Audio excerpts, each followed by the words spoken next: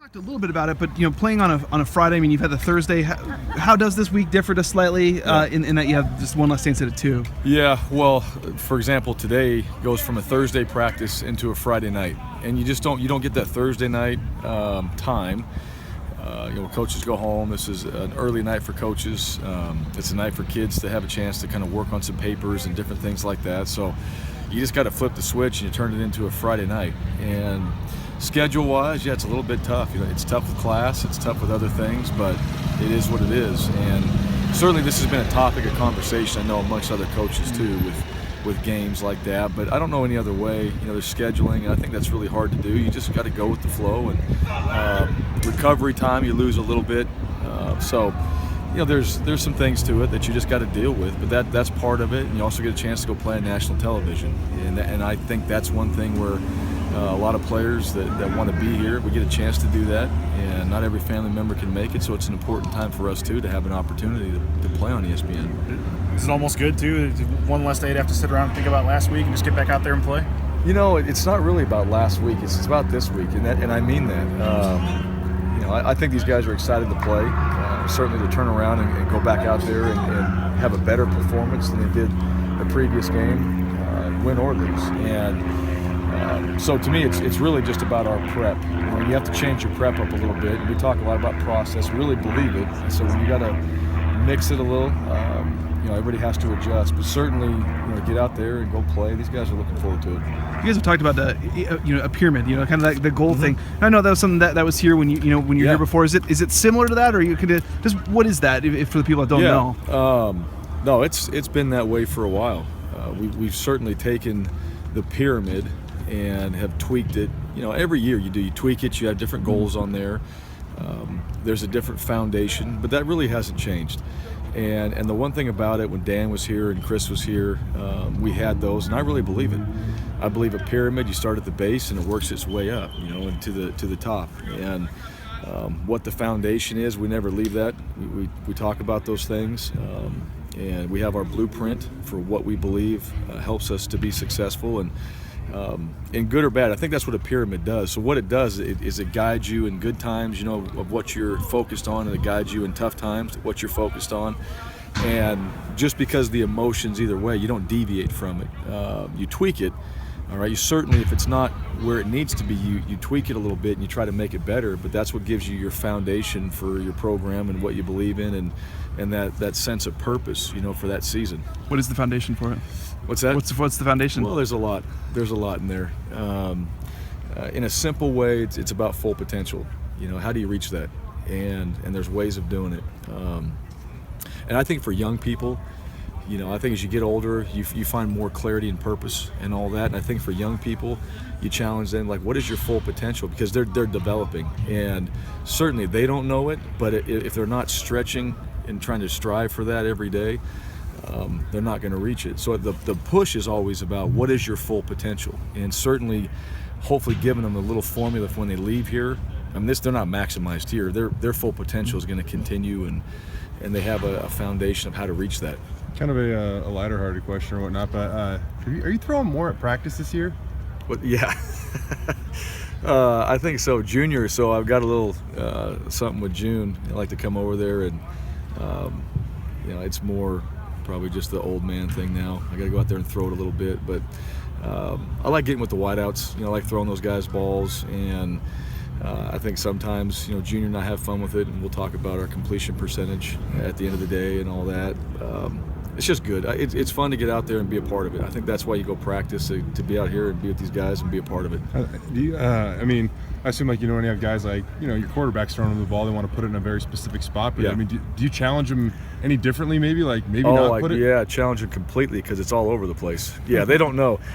When I throw to them, they know it's a bad ball drill. When Brett throws to them, they're expecting it in a certain spot. So I give them a big-time challenge and get them all where every catch they might have to deal with throughout the day comes at them. I try, but it hasn't been very good. You get a chance to do anything for your birthday? Did the guys surprise you at all or anything? It was, it was awesome. That was I really did the staff. We had a little surprise thing here and some cake and all that. I've had some more sweets here in the last 3 days than I've had in a long time, but It was an awesome day. Kids were awesome. Staff was fantastic. Family. It was the best 40th birthday I've ever had. I can say that. All right. With Layton obviously hasn't been in for a while, and do you expect him back at all this year, or is that something that's? We expect him back. We don't expect him back now, and it's just been something that he's dealing with right now. But certainly expect him back. He's been around. He's been a part of this, and sometimes it takes time. And that's the one thing too. You never want to put somebody out there that's not completely ready to go, where they can go play the way they need to play. And I've always thought that. Certainly, we expect to get him back. Just don't know when. I'm curious. I know you were asked on Tuesday about the third down play calling, and I was just curious. Like, I know you have guys do different areas like red zone, fourth and short, third, and how do you kind of divvy that up? And when it comes down to in the game, are they presenting you with their top plays and you're picking it, or how does all that happen? Yeah, we all come up with it together, and everybody's kind of got a section. Coach Huff and Coach Riddle, they work the run game, and Coach Marks, Zach, myself, Coach Adams will work on the pass game, and Zach and Coach Adams primarily on the third downs. And Zach's calling it at times, mostly calling it on the third downs there, and we're able to divvy that up. And the reason why is you have on your first and second down calls, you're kind of operating a certain way, and then you're preparing for what is that third down. So in those two calls, like what are they doing? So maybe that third down, and he's got a great eye up there of what's going on, and I think Zach does a great job and really is in the flow with what I'm doing. So I'm asking these guys all the time, Huff, what do you think? Zach, what do you think? Because these guys are in meetings all week long. They're teaching the game plan, and they're certainly capable of giving ideas and calling plays. And it comes down to, hey, what do we think here? Sometimes, when you're calling it, you got a good feel and you're rolling, and sometimes you're just like, hey, what do you think here? And that's every coordinator, O&D that I've ever been around, and I've always just believed this. You don't try to do it by yourself. You ask the guys around you, because that's the game plan you put together, and don't assume that you have every answer. Let them give you some ideas of what you think or what they think you should do. Is it tough at all? You call the first two, you're in a rhythm, and all of a sudden then Zach comes in with a third down play for you? Or? Not really, because we've been better on third downs this year. We weren't in this last game, but we've been better overall on third downs than we've ever been consistently. We've been up in that 40-50% range. I think it's been better. I really do. I think it's really helped us, and that's something I know other coaches have done it that way, and I just think you got really good coaches on your staff. You utilize their expertise in certain areas, and that will continue. There's more as we get in the flow of any game. Hey, think about this, think about that. Well, that means, hey, we should run this because they're seeing something or they know something that we should hit. How many plays do you have on a game? Would you go into a game like on a play sheet, or how many plays are you prepared to call in a game?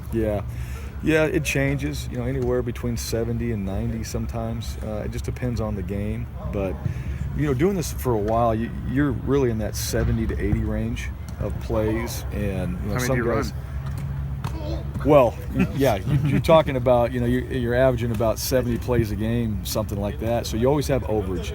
The one thing you want about 25-30% overage, and a lot of these are carryovers from the previous games. You didn't call, you just keep carrying them over. And the reason why you have them is you have this plan, and you've also got this backup plan here that if something changes that you didn't expect, you got a percentage of plays there that you can go to. And if it is what it is, you get in the game, you call the ones you expected to call, and then without having to make all these adjustments and come up with this whole scope of new plays in the game, you already have it, you practice built in, and just, okay, we're going to this section now if things change.